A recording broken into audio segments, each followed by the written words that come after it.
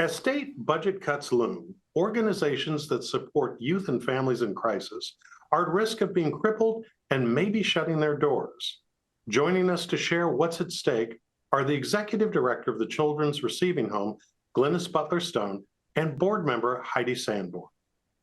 Glynis, please share with us what is the gravity of the situation that you and your colleagues at the Children's Receiving Home and the entire community of agencies that serve the populations that you serve are facing at this moment? Mm-hmm. Well, thank you again, Scott, for bringing this issue and raising it up, because we have hit a critical place for serving foster children in the state of California. And unfortunately, group care has been villainized over the past, 15, 20 years as being a bad place. And there were a lot of legislative actions taken to make it more difficult to run congregate care or group care programs. And so one of those reform efforts has actually led to fewer group homes, fewer residential treatment programs. A lot of kids have to go out of state to receive the services that they need. And in the height of all of this, we've been downsizing. Our community probably had about 20 group homes 10 years ago, 15 years ago, and we're down to 4 of us at this In this region alone? In this region alone. There's only 4 hold on congregate for cares. 1 second, though, Yeah. Glynis. There was a reform effort that you just mentioned. Yes. And the reform effort has ended up hurting the community that it was set out to reform in the first place. Give us a little bit more background on that. On that, yes. In 2015, there was a piece of legislation designed to eliminate congregate care or group care. And so making it more difficult and setting higher standards for those people and agencies providing group care settings. I think the reform effort was excellent because it actually set up more situations where caregivers and relatives could receive funding that they couldn't previously received, only foster parents could. So a lot of kids wanted to live with their grandparents or aunts and uncles, and they now had funding and opportunities to be able to do that. The problem is that if you're having a continuum of care, that means you should have every level of care. That goes from emergency shelters to foster homes to caregiver homes to group care. And group care should be used for short-term kinds of stays and really intensive treatment services to get kids back to families. We all believe kids should be in families. We absolutely all believe kids should be in families. However, the problem is there's times in kids' lives that they're not able to live with family, or their family's not ready to have them in the home, and because of the trauma that they've experienced.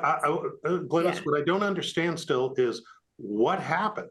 Okay, all that sounds fine. So how did the crisis that you're describing take place if everybody's got good intentions and everybody wants to see people or young people placed in this continuum of care? Yeah. What went wrong?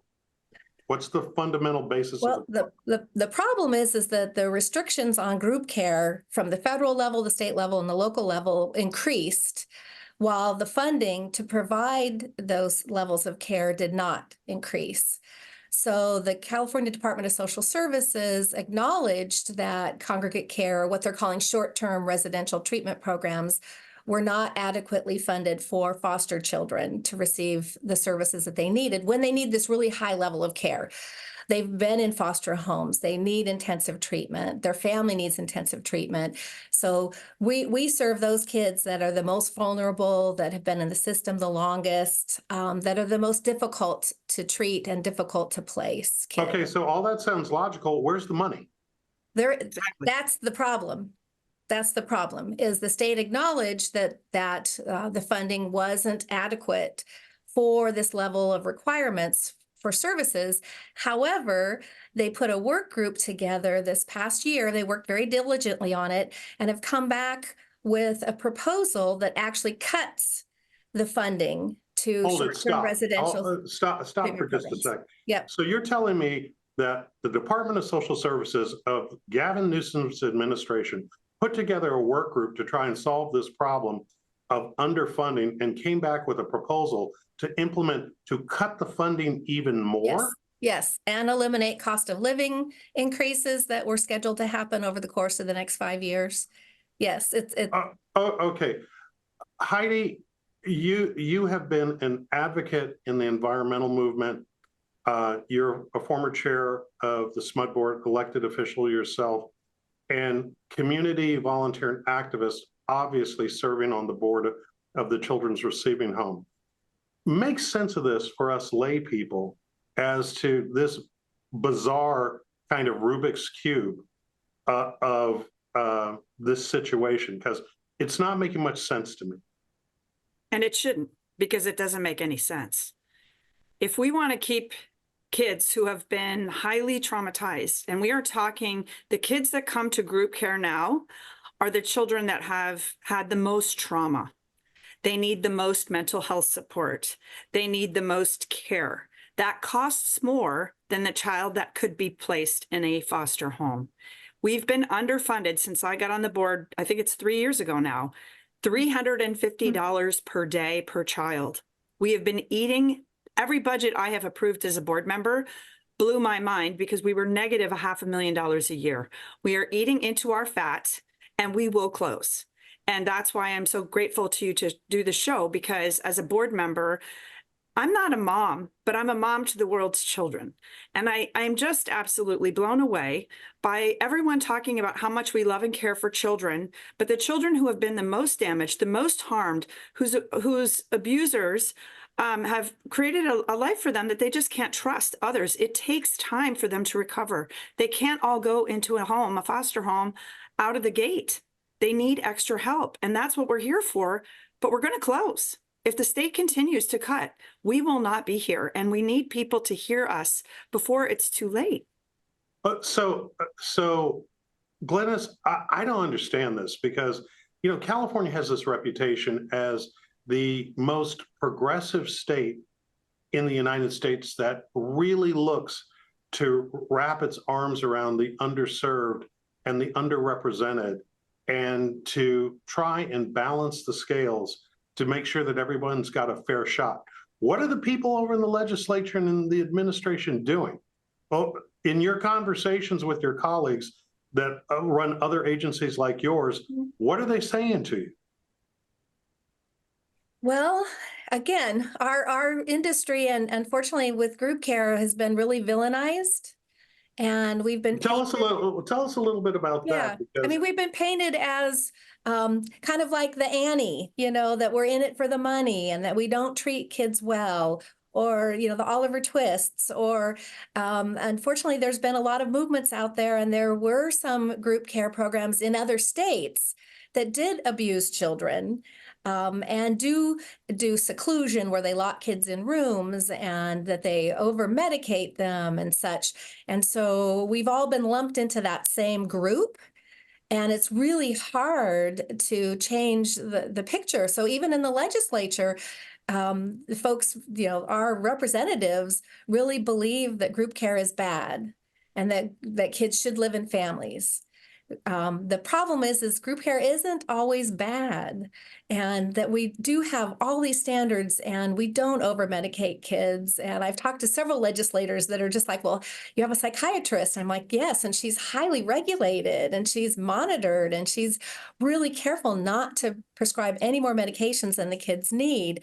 And we don't restrain children, and we don't, contain them in rooms, and we don't lock them in rooms. And so we've invited a number of legislators out to our campus to see our facilities. And I've had a couple say, gosh, it's colorful and it's inviting and it's really nice here. And it's just like, what did you think we did? We're providing care to some of the most difficult children to serve. And that's the hard part, is trying to break that narrative that people have this picture of group care is bad, families are good. And they forget that families aren't always good too. Right. So Heidi, paint the picture for us. If the current actions that are being contemplated right now from a funding perspective go forward into the future, what does the future look like say 12, 24 months from now, in terms of the availability of services for these at-risk youth and the families that they're a part of? My prediction is that we're going to see the homes close, and the children who are the most at risk, the most in need of our care, will have nowhere to go. They cannot be placed in foster homes. They are not ready. And a lot of them are teenagers, and they will end up on the streets. And it just hurts me to think about what will happen. That's why we're being so vocal about this, because we are very, very concerned about these children not having a place to go. And what is the reception currently like in the legislature overall as you all bring forward these issues and these concerns? I can share that we just found out about this like 2 weeks ago, I believe, and we have immediately jumped into action and are doing everything we can to alert our legislators, our county supervisors who are going to rely on these homes for these kids for their care, because since they run Health and Human Services in their counties. But we don't know if it's in time. And I know the hearings tomorrow, there's many hearings to come. This is a timeless issue. As you said, it's a perennial issue. We can't continue to say we care and love children if we don't provide them the support they need, especially those who have been harmed by those they trust. Mm-hmm. Glynis, you work with these kids every single day. Give us a sense of what are the life journey circumstances that without the sort of interventions that the children receiving home and others like you provide, what are some of the life possibilities that these kids are going to confront? Yeah. You try to stay positive, so you always want to know that, believe you're. Well, we want to know we want to know it all. But the reality Yeah. is, the foster care system has failed many, many children who have gone on to be adults who are either incarcerated. We have a lot of teen moms. We have a lot of youth that are basically don't live to see 20. A lot of our kids pass away for a variety of reasons. So one of the more recent censuses a couple of years ago looked at the population, and over 51% of the homeless population in California were former foster youth. So we know that our system is not working, and we know that we need to do better. And so with that, we firmly believe that getting kids into the mental health treatment services as early as we possibly can, because unfortunately a lot of kids fail into our programs. They have to. What does that mean? What does it mean? That means that they've probably been in anywhere from 10 to 12 to 20 foster homes or resource families before they actually get into mental health treatment in a group care setting. And so for years, we've always said, kids shouldn't have to fail in. If they need mental health treatment, you need to get it sooner, and especially while the family is still intact, so then the kids can go home. Because the kids that do best in our programs all have a family member or a caring individual who is going to be there for them when they finish treatment. The kids that don't have that languish in the system leave our program, go into foster homes, come back to our program, because it really does go back to having one caring individual that's not paid. Because that's the other thing, is you need to have somebody in your life that's not paid to be in your life, that cares about you for you to be successful. Heidi, share with us, as a person who, this isn't your full-time job, you're doing this as a volunteer. What are some of the misconceptions that most of us have, and maybe you had as well, when you first got involved with the Children's Receiving Home, about the kids and their families, that many of us have never taken the time to understand or appreciate, and maybe holding us back from getting involved ourselves in trying to support this continuum of care that Glynis has pointed out that so many desperately need? It's a great question. And I think the thing that struck me the most is the stories of what's happened to these children. It's mind-blowing and it's awful in many, many cases. And for many of these children, they don't want to live anymore. We've literally have to remove our pool, cut down trees, because they literally want to hurt themselves. It's very serious what's happened to these children. We have to give them more support. And I know it's hard for people to hear this and they want to look away. They don't want to think about it. But these children will become adults. And if we don't give them the support they need, they will go out and they will do what they know to do. And often it's been mistreat others because that's what's happened to them. So we have to give them the support. We have to give them a shot. And so many of these kids are so resilient. It's just so impressive, but they need us to be there. And if we're not there, they can't go into this. Often, as Glynis said, they've already been in foster homes. They can't stay there. They're not ready. They can hurt other children. They can, do other things that disrupt other children's lives. We have to get them treated before they can be placed safely. Mm-hmm. And also, I think the big misconception, as Glynis said, when I got a tour of the facility, I was blown away at how nice it was. We have a 6-acre campus. They have beautiful comfort rooms where they can just hang out, and they're decorated, and they have a gym, and it's a gorgeous place to be. And we're trying to make it even prettier so they feel that they're worthy of the best things, because they are. But we're so underfunded. We can't even pay to pull down the dead tree. I'm trying to get donations just to get the landscaping to be nice. We're just trying to survive, and the kids are just trying to survive. And I don't think people understand how underfunded we are. Like I said, I just couldn't believe they were presenting, Glynis had to present budgets that were in the negative $500,000 a year range. We are literally that negative. You can't make that up with bake sales. We're doing our very best with crab feeds and other things, but we've got to get the state and the local governments to pay us what these children cost. And we were supplementing with kids from, Kaiser and other, paid facilities, because they were paying us what we cost to support these children, whereas we were not getting that from our public agencies. Mm-hmm. And that was supporting those children that were coming to us from the state. And it's hard to describe the trauma that the kids that we serve have experienced, and their responses and their reactions and their behaviors, because, I try to share with my friends and my colleagues, and nobody could wrap their head around some of the behaviors that our staff have to put up with. And here, we're trying to retain staff, and they have to have a bachelor's degree, and you're going to be spit on and possibly bit and assaulted and hit and such. And nobody would ever believe that, here you're trying to help these children. They wouldn't believe how much our staff have to endure. So it's really difficult to have to compete, especially now with the fast food industry paying at what they're paying. And here we're having bachelor level people who are doing it for the goodness of their heart, that are getting kicked and spit on and such by kids that are very disrespectful.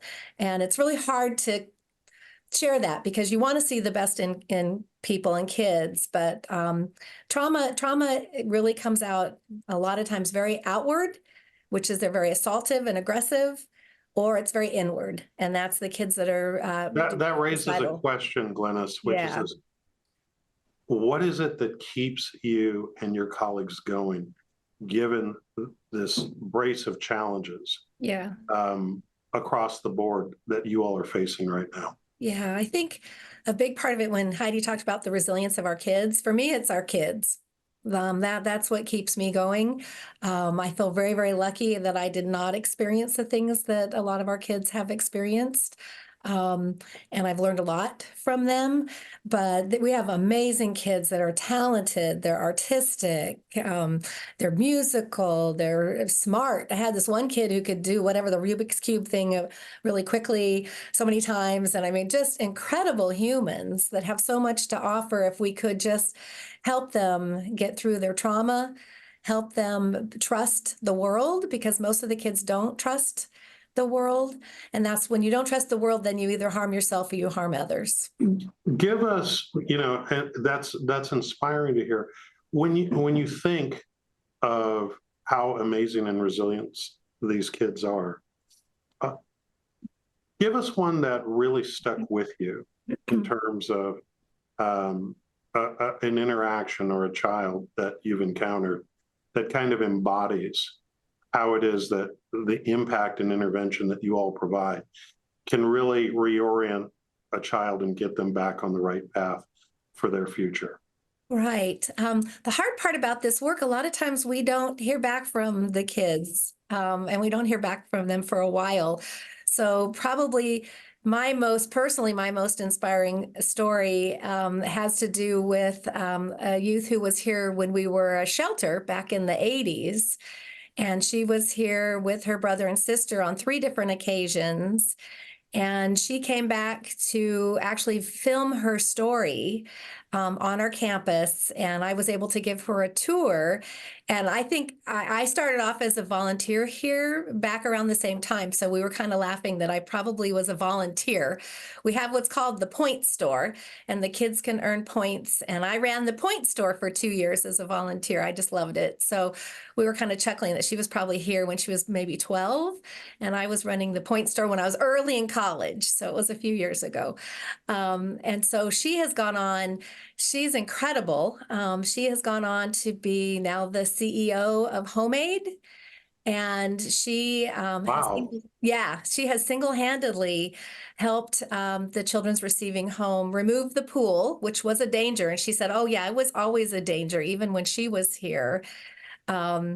And so she helped us with that, and they help us with flooring and all kinds of things. And she personally gives back. And that's why she wanted to do a video to tell her story. She was finally ready to tell her story. And that's also what's difficult, is that a lot of the kids feel shame having been here. So they have to get to a point in their life where they feel like they can tell their story. So this is the president of Homemade Sacramento? Yes.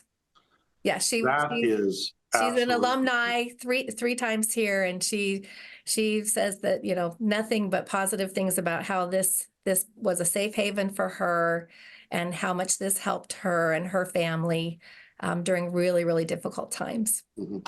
Heidi, if you were in front of the legislature right now and had the governor sitting planted right in front of us in this conversation right now, what would you tell him and them and ask for?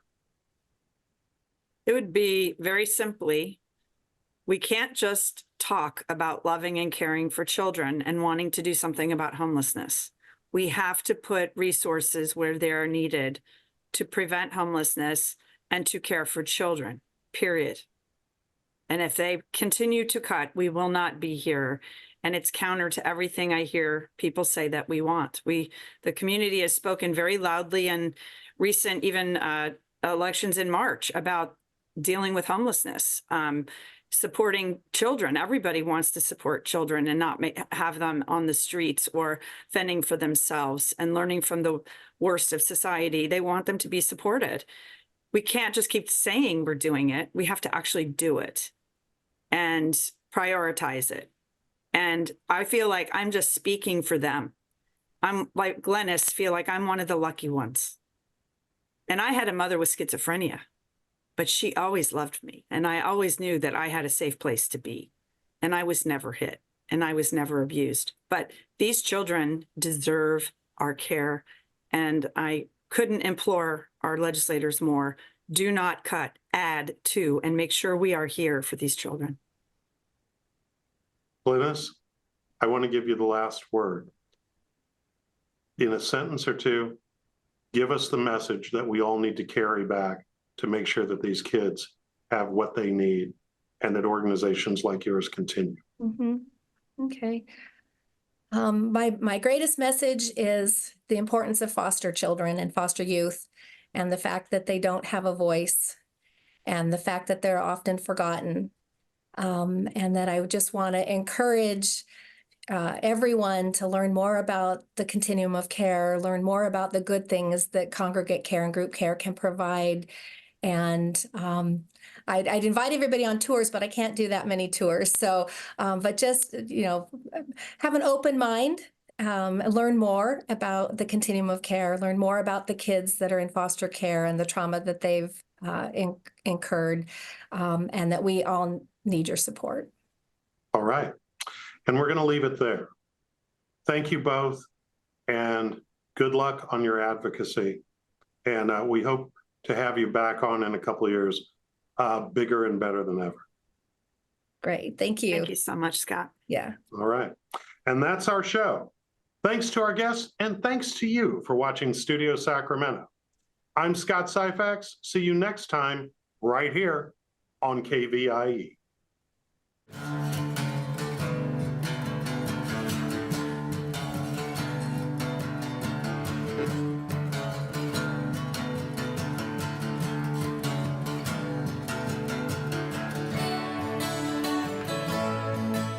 All episodes of Studio Sacramento, along with other KVIE programs, are available to watch online at kvie.org/video.